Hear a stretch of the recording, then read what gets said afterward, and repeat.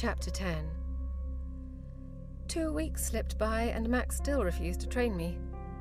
This was especially frustrating because I wasn't even asking much of him. I only needed him to tell me what would be on the Order's evaluations.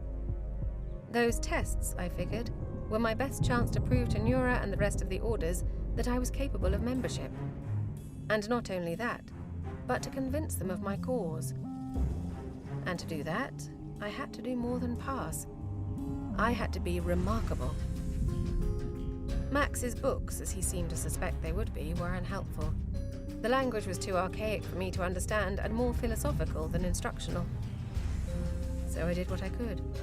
I tried to force my body physically back into prime shape, rising at dawn to run as far as I could force my legs to carry me, pushing my lungs until my breaths came in shaky, ragged gasps. I was so weak. I used to be able to dance for hours on end without letting my flirty smile waver. Now my body sputtered at a fraction of its previous capability. Max would watch me as I returned, gasping and heaving, usually leaning back in a chair with a book in his hands or crouched among the gardens. "That looks hard," he would remark, and I glared at him as I panted and shoved another pin into my hair, as he had frustratingly been right about the length.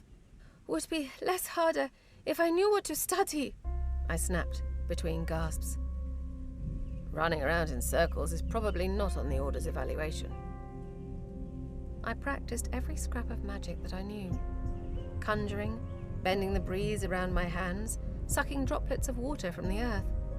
I even tried drawing some of those circles on the ground, mimicking the ones I had found in Max's study. I didn't know what they were intended to do, which, I suppose, could have gone very poorly. But for me, they did nothing at all. Once, while I was copying what had to have been my 15th circle, Max stood behind me and peered over my shoulder. He remarked, cocking his head, before wandering away. That one sound made me want to snap him in two. At least I was doing something, unlike Max, who seemed fairly committed to doing absolutely nothing, ever. On a particularly cold day, he stepped outside, shivered, looked up at the sky, and declared, "I'm not made for this," before wandering back into the house. I quickly learned that Max was apparently only made for an exceptionally narrow set of environments, temperatures, activities, and interactions. I wished Samarin would come back. Maybe I could have gotten more help from him. But the weeks passed, and it was just me and Max, mostly ignoring each other. I never let him see anything but determined, steadfast confidence. But at night, curled up in my small bed in that ridiculously cluttered room, sleep taunted me. Every time I closed my eyes, I saw the betrayal in Asmaris's dying face. I saw the affection in Cyril's goodbye, felt his kiss on my cheek. I heard Nura's voice reading Zareth's letter. And I had the same dream over and over again. In a terrible way, it was funny. When Asmaris beat me, I had vowed to haunt him, cursed him to see my eyes every time he closed his. Now I was the one who saw him in every shadow. "You forgot what you are," he had spat at me. Well, I never forgot now. Every time I came close, there he was, reminding me of everything I had left behind, and everything I would carry with me forever. The days ticked by.